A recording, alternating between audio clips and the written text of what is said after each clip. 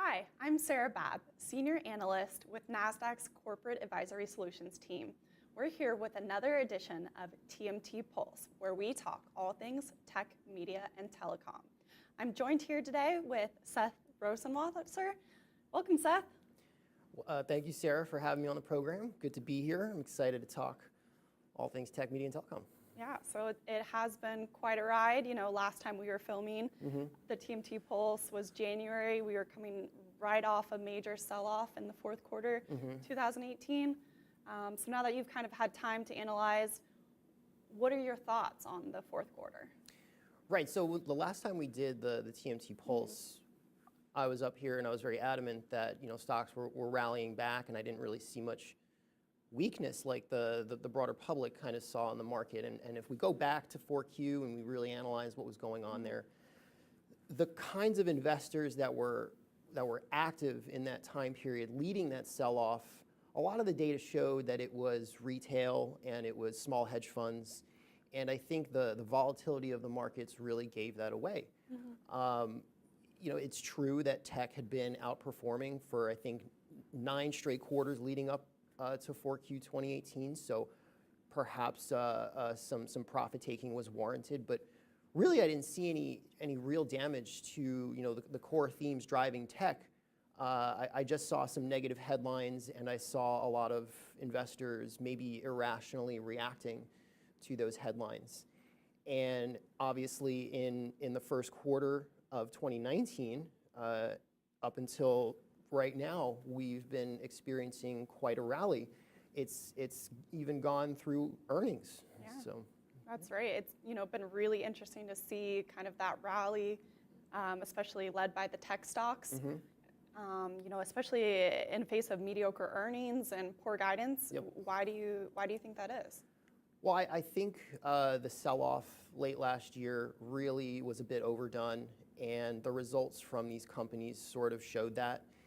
And I also think that smaller investors, very high-quality investors, were active during this whole downturn supporting these companies. And I think that's sort of why we see companies being robust, even though perhaps their earnings aren't so great.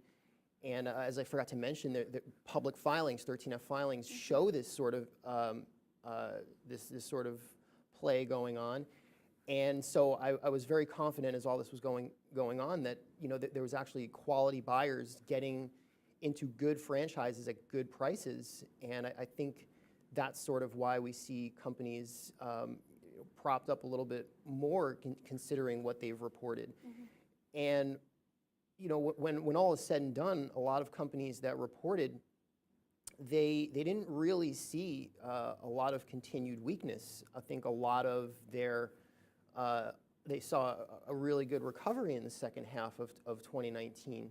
So, companies were obviously bearish in the short term, and I think that was totally warranted with Apple and its entire supply chain just cutting estimates very drastically.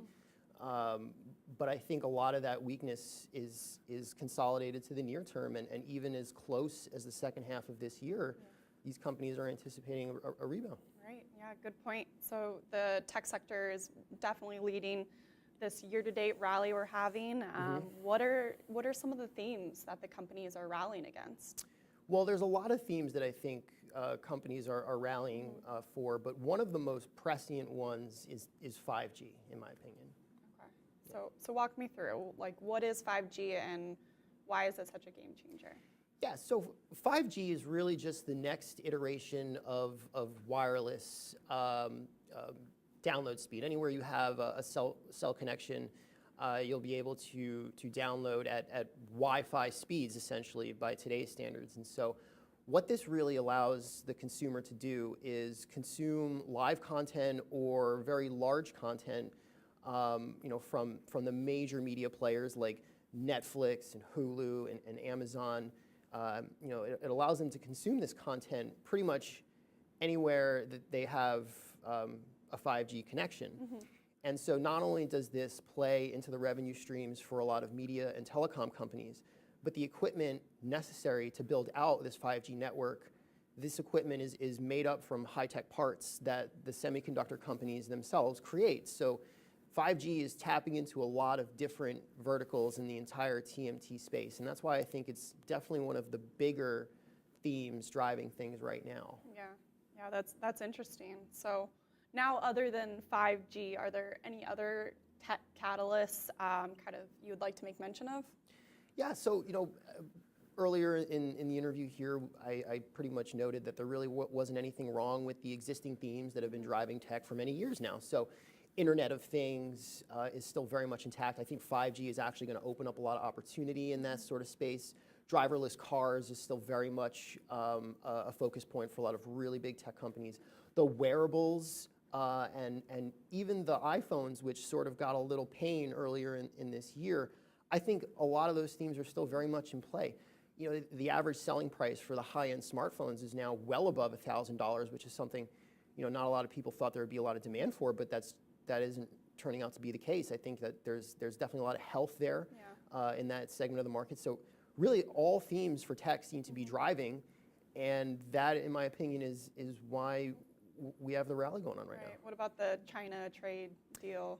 Yeah, so I think the street sees the dynamic between China and the United States sort of coming to a conclusion sometime soon. It's tough to really put a deadline on when things will get resolved. That's a really great point, because a lot of the technology space has their revenues tied to international companies, specifically companies in Asia. China is obviously a huge part of the revenue stream for a lot of these companies we cover here. So yeah.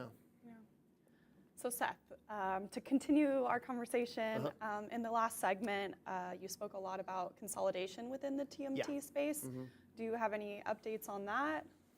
Yeah, so I really do believe that M&A is still alive in the entire tech, media, telecom world. I think it's a little bit more in the forefront in the media world because, as I said before, it's becoming a clear race to become the content king. To grab the eyeballs of the public, you want to have the best content. And in a fast race, you don't want to start from the ground up, and it's not uncommon to just buy one of your competitors to kind of gain that market presence that you want. In the semiconductor space, I think I've seen a lot of tuck-in acquisitions, not very big ones, but that doesn't mean that there still aren't big deals going on. It's just I think they've kind of taken a little bit of a breather.